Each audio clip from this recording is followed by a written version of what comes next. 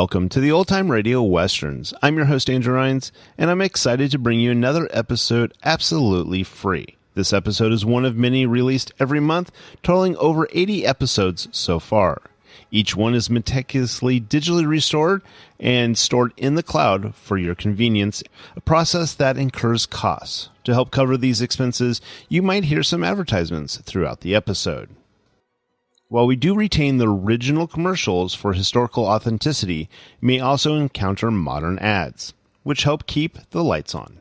If you prefer an ad-free experience, we offer a couple options. You can listen to the episodes on YouTube. You can also support us by becoming a patron on our Patreon page. For more information, go to otrwesterns.com/donate. Again, otrwesterns.com/donate. I do want to emphasize that we are committed to providing this content to you for free, but also we have to be transparent about the financial realities to bringing this to you. Now, let's get into this episode. This episode is going to be Gunsmoke. Original air dates June 15th, 1958, and the title is Old Flame. Hope you enjoy.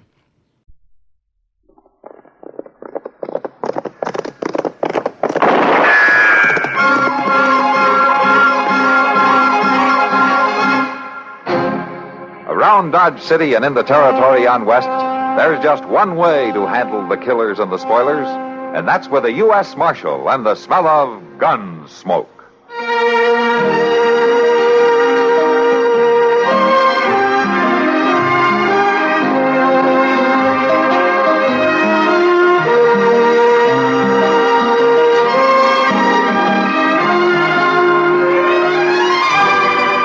Gunsmoke, starring William Conrad, the story of the violence that moved west with young America, and the story of a man who moved with it. I'm that man, Matt Dillon, United States Marshal. The first man they look for and the last they want to meet. It's a chancy job, and it makes a man watchful and a little lonely.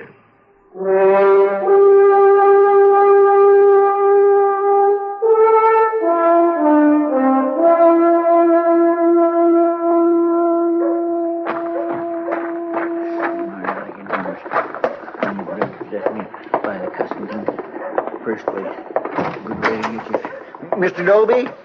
Good afternoon, Chester. Hey, Mr. Doby, I ain't got no time for no idle talk. I want to see that drummer. What drummer is that, Chester? The one that sold me that derby hat the other day. The one with the gold tooth in front, that drummer. Now, Chester, you know I can't let you go around bothering the guests of the Dodge House. I got a right to bother him. That cussed hard hat he sold me like to kilt me. Oh, now, Chester. Well, it did. I wore it yesterday for the first time, yesterday being Sunday and all. I know what day it was. And that sudden shower come up and... Well, I couldn't get that hat off of my head. It was stuck on there, pressing in on my brain something terrible. Felt like everything was being ooched over all to one side, giving me an awful headache. You should have had better sense. Well, Doc said it was a very delicate operation. Operation? Yes, operation. He had to cut that hat right off my head. He said if it'd been on any tighter, he'd have had to chloroform me. Oh, for heaven's sake. It's the gospel truth. My. Pardon me, gentlemen. Well, sure, ma'am. Oh, something I can do for you, Miss Milton? Well, I don't want to interrupt. Oh, my land, don't you worry none about that. Just leave her have her say, Chester. You speak right up, ma'am. Why, I was wondering if either of you gentlemen might know a friend of mine. Well, I expect we know everybody in town, all right. Well, I heard he was somewhere in Kansas. His name is Matt Dillon. Mr. Dillon? The Marshal? Well, then you know him. Oh, Matt Dillon's the Marshal of Dodge City, Miss Milton. The Marshal? Oh, fancy that. Well, then he's probably too busy to bother with me. Oh, no, ma'am. Oh, I know he'd be proud to. Now, you just let me tell him you're here. Well, if you know him... I should just say I do. How very interesting, Mr... Proudfoot, ma'am. Chester W. Proudfoot, but nobody don't use my last name. All right, then. Chester, I wonder if you'd be so kind as to take a message to Mr. Dillon for me. Oh, you bet your boots, ma'am. Yes, ma'am, I sure would. Would you tell him Miss Dolly Milton is here from Texas, staying at the Dodge House, and that she'd be pleased if he'd find time to call on her? Yes, ma'am, I'll do that, Miss Milton. I sure will do that. Thank you for your kindness. Good afternoon, gentlemen. Good afternoon, Miss Milton. Afternoon, ma'am. My, she sure is a pretty little thing. Yeah. Now, Chester, about that drummer. Oh, my gracious, Mr. Doby, don't bother me about that drummer. Can't you see I got something important to tend to?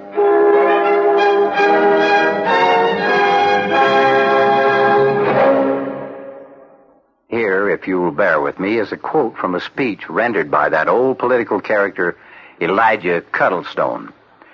Now, I mean to say, tell you that is, that this man is a radical, mind you. Why, talk about change. He's used enough platform planks, even planks, that is, in this campaign alone to build you a new courthouse. I say a new courthouse, and still have enough planks left over to construct a warehouse for all of his past mistakes. Well, Elijah was a bit outspoken, and that's how he used the word radical. Radical comes from radix, the Latin word for root. Actually, today, radical isn't much more than a term of abuse. Before the 18th century, radical essentially meant a person who wanted to get to the root of a matter. Toward the end of the 18th century, a group of English politicos became known as radical reformers because they wanted to revamp the existing political setup. They became a hated crew because folks didn't like change, and radical became a term of low reproach.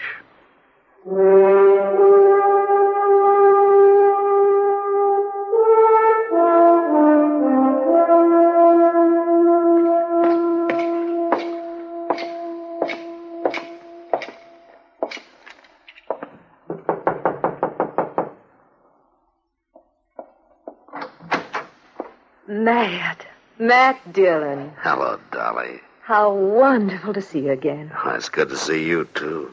Oh, please, come in. Oh, thank you. Oh, it's been a long time, Matt. It has been a long time. Well, you look as though you've prospered. No, I get along. That's about all, though. But you're a U.S. Marshal. You've done yourself proud. Just a job. Well, it agrees with you. I must say you're looking fine, Matt. I can say the same thing for you. I guess that's as close to a compliment as Matt Dillon ever did come. Well, won't you sit down? Oh, thank you.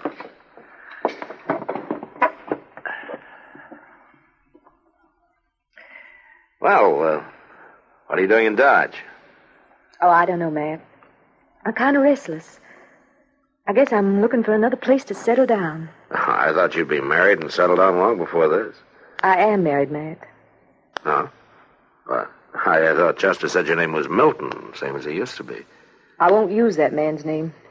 That's your husband's? I don't acknowledge him as such. He's a cruel man, Matt, a brutal man. I had to run away. Oh, I'm sorry to hear that, Dolly. Is there anything I can do? You can be my friend. A woman can be mighty lonely, Matt. I always have been your friend. I guess I knew that. But thanks for saying it, Matt. Yeah. I still don't quite understand why you came to Dodge, though. Why not, Matt? Well, it isn't much of a town for a woman. How'd you think St. Louis would be much better for you if you're looking for a place to settle? Maybe I wanted to be near a friend. Maybe I wanted to know the marshal. Sure. Well... Matt, it's going to be wonderful being with you again. Knowing you're close by. I just hope I get to see a lot of you. Well, sure, Dolly. Sure.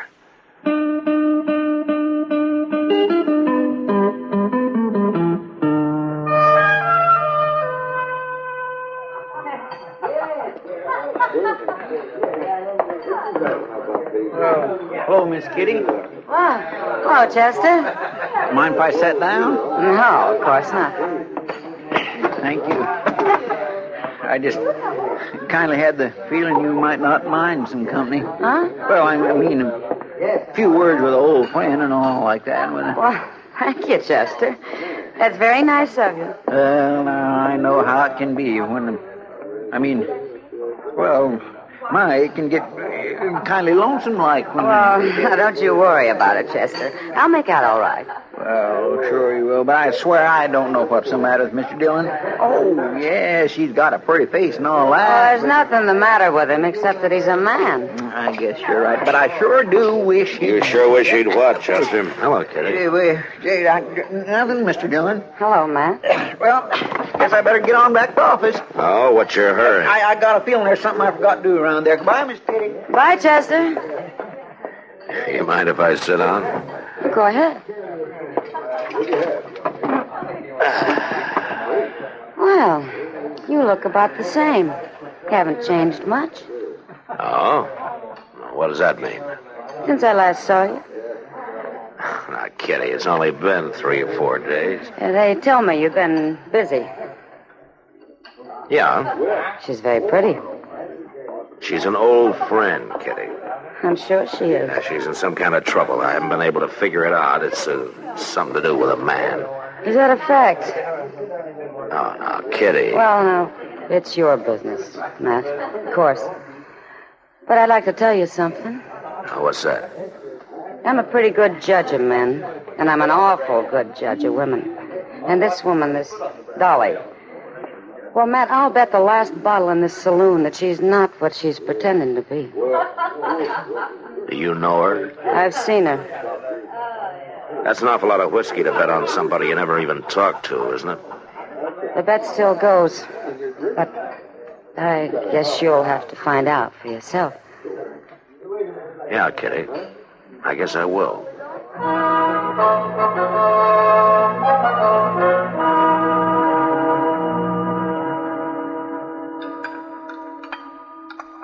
Oh, would you like anything more, Dolly? Oh, no, thank you, Matt. I had a great plenty. Some more coffee, maybe. Huh? Oh, please. All right. You know, Delmonico's cooking isn't exactly fancy, but it keeps us alive, Oh, anyway. it's fine, just fine. And I can't tell you how much I enjoyed being with you. I'm not very fancy either. No, but I don't have to be afraid of you, Matt. I don't scare many women. Some men do. Some men scare 'em and hurt 'em. Like your husband. Yes, like my husband. Oh, Matt, I can't bear to think of the terrible things. Well, you just better forget them. All men aren't like that, you know. Oh, I know. And you're a great comfort to me. Matt, you'd know if there were any strangers in town, wouldn't you? Well, I usually know. I know for sure if they get into any trouble. And you'd know about people moving near here, too, wouldn't you? Living out in the country. Yeah. You'd know where to find them, wouldn't you? Are you thinking that maybe your husband might follow you? Is that it? Well, I can never be sure. But you'd protect me, wouldn't you, Matt? You'd stand up against him. I'd have to know who he was first. I guess I ought to tell you. Forgive me, Matt. I had to be sure I could trust you. Oh, hello, Matt. Oh, Doc. Yeah, Miss Milton. Hello. Oh, well, I see you're just finished. Oh, we are, Doc, but you're welcome to sit down with us if you like. Please do. No, thanks. I think I'll just have a quick bite and turn in. A rough day? Well, it's been a messy day, Matt. I had to treat a badly injured woman out at the Meadows place. Meadows? Oh, what happened to her? And she fell off a ladder. She lost her baby, Matt. Smashed a couple of ribs, broke her arm, bruised from head to toe. It was a hard thing. Doctor, do they live near here? It's due west, a couple of miles. They're new. They haven't been there long. You need any help? No, I don't think. The husband says he can handle it by himself. He's one of these big independent cusses. He doesn't talk much, though. Yeah, well, I'll just sit down at that clean table over there. So good night, Miss Milton. Matt. Good night, Doctor. Go along, Doc. Matt, that's him. His name's Meadows. Rad Meadows. He's here. Oh, now, Dolly, take it easy. Maybe it's not the same man at all. This one's It got is a the wife. same man, Matt. And that woman, she's not his wife. She couldn't be. We're pretty far away to be sure. I am sure, and I'm sure something else. She didn't get hurt falling off of any ladder. He did it to her. Dolly, calm down. Look, I'll take a ride out there tomorrow and look things over. He should be stopped. He should be killed. He's a terrible man. Dolly. Matt, I'm frightened. Well, just don't worry about it, huh? Look, I tell you what, you stay right in your room till I get back, and nothing will happen to you, huh? All right. Yeah, come on now, and I'll see you to your hotel.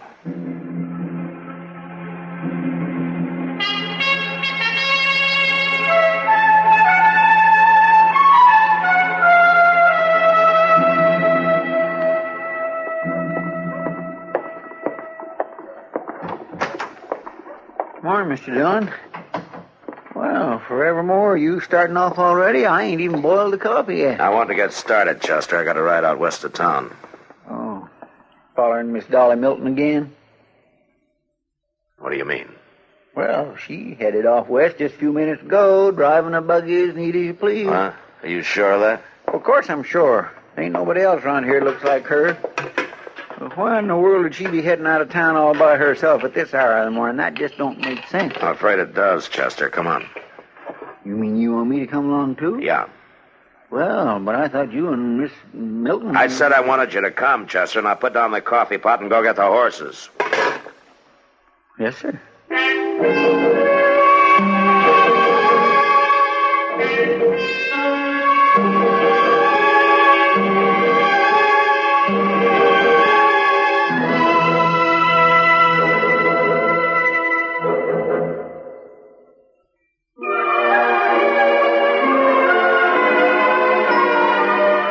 Hometowns in America have a lot in common, and yet they're each one of a kind. Take, for example, Condon, Oregon, and thereabouts. Each summer, the famous Pendleton Roundup lassos folks from Condon, Arlington, Fossil, and Hefner, and draws them closer together at rodeo time than they ever get to be the rest of the year. By the time the Condon Globe-Times has announced the event, the harvesting is done, the elevators have received the grain, and a quick shopping trip has been planned to the Dalles. It's summer in Condon, the county seat of Gilliam County, and the scent of wild lilac bushes and yellow roses is in the air. And there's going to be a rodeo. Some will take the family car, others will catch the train or Greyhound in Arlington, and everyone who wants to be where the dust is thick and the Broncos fight you all the way will be there, 'cause no one misses the Pendleton Roundup. Even the Columbia River Rapids run quicker. But if your hometown is Condon or thereabouts, you already know this. We only wanted to remind you, it's still there.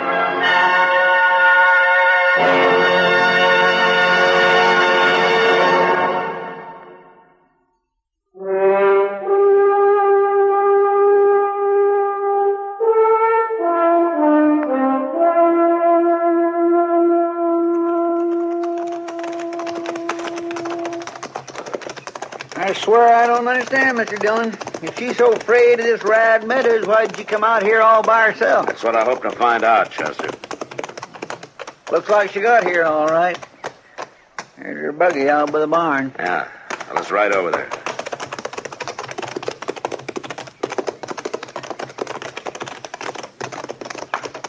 Dad, I warned you a long time ago.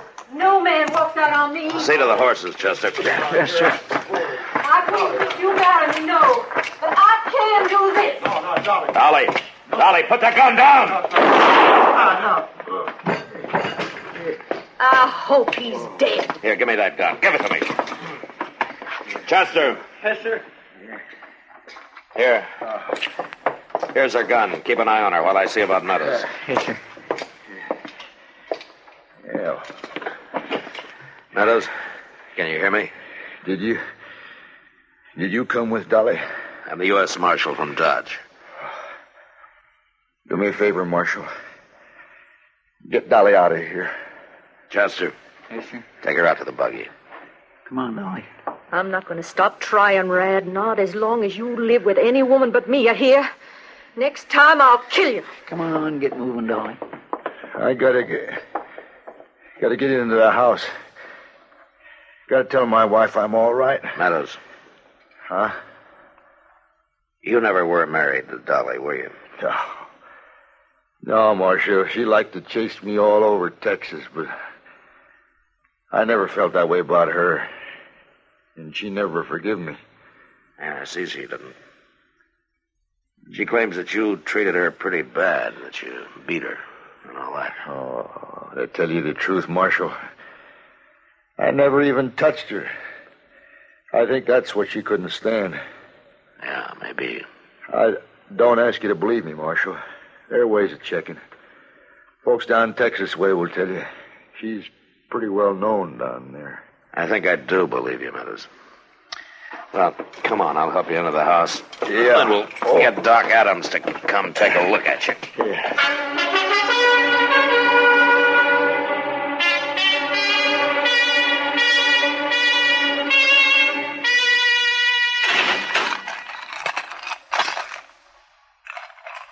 Make you feel real proud, Matt?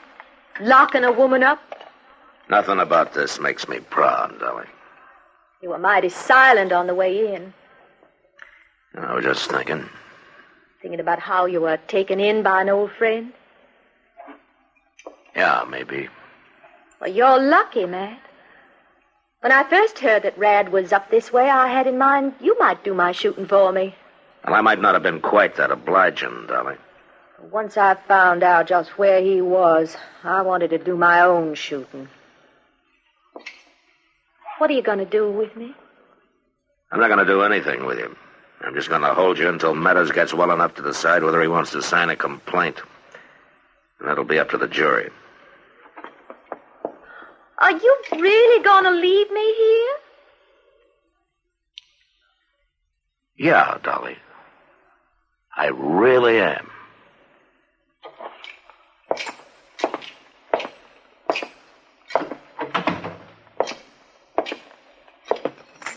Sure, I am sorry, Mr. Dillon. I know this must go kindly hard for you. No, that's all right, Chester. Such a pretty little thing to go gunning for a man. Yeah, she's pretty, all right. Well, good night, Chester. You going out someplace? Yeah. I lost a bet, Chester. To Kitty. It looks like I'm going to be supplying the whiskey for her saloon for quite a spell.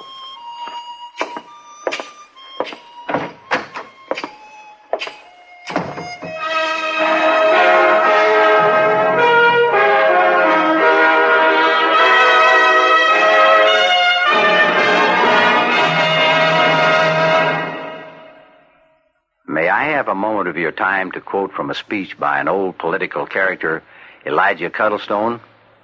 Thank you. And so I say that my opponent is, he's a mugwump. Mugwump, that is. In 1936, I say, Albert J. Ingalls said, and I quote, a mugwump has his mug on one side of the political fence and his wump on the other. Ingalls said that. Yes. Well, that's a pretty good definition of what mugwump implies, but do you know where the expression originated? Mugwump was an Algonquin Indian word meaning great man or chief. The word first found political use in 1884 when there was a split in the Republican Party and a great many members refused to support James G. Blaine for president. Party regulars accused them of assuming a superior attitude and hurled such epithets as Pharisees and mugwumps at them. And that's how another political term was added to our language.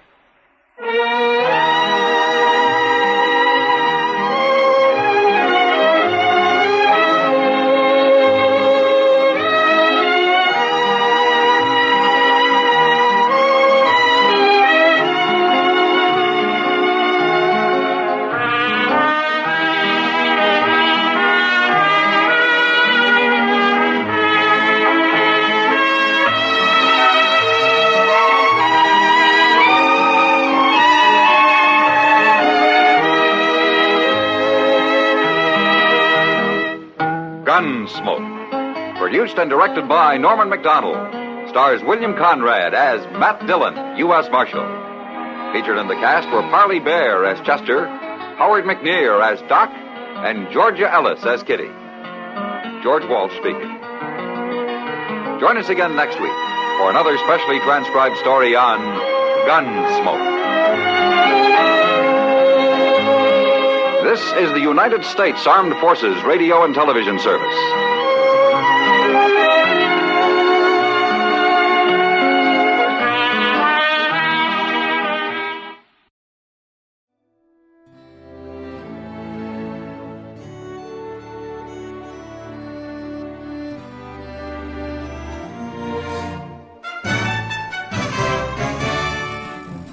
This has been a presentation of OTRWesterns.com, and we hope you enjoyed. Please take some time to like and rate our shows in your favorite podcast application. Follow us on Facebook by going to OTRWesterns.com/Facebook. Subscribe to our YouTube channel by going to OTRWesterns.com/YouTube. And send us an email, podcast@OTRWesterns.com. You can call and leave us a voicemail, 707-986-8739. This episode is copyright under the Attribution Non-Commercial Share-alike copyright. For more information, go to otrwesterns.com/copyright. Have a great day, and thanks for listening.